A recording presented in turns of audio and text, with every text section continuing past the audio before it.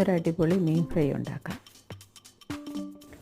ഇതിലേക്ക് ചെറിയ ഉള്ളി, ചെറിയ നെല്ലിക്ക വലുപ്പത്തിൽ പുളി, ഗാർലിക് ഇട്ട് കൊടുക്കാം, ഇഞ്ചി, കറി ലീഫ്, ഒരു 1/4 ടീസ്പൂൺ പെരിഞ്ചീരകം, മഞ്ഞൾപ്പൊടി, മല്ലിപ്പൊടി കുറച്ച്, കളർ മുളക് 2 ടീസ്പൂൺ എടുത്തിട്ടുണ്ട്, കുരുമുളക്, ആവശ്യത്തിന് ഉപ്പ്, കുറച്ച് വാട്ടർ ഒഴിച്ച് കൊടുക്കുക. എന്നിട്ട് നല്ല രീതിയിൽ അരച്ചെടുക്കാം. ഇതിലേക്ക് നമ്മുടെ അരപ്പ് ചേർക്കാം.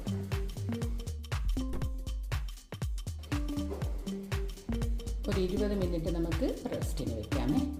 വെളിച്ചെണ്ണ ആഡ് ചെയ്യാം.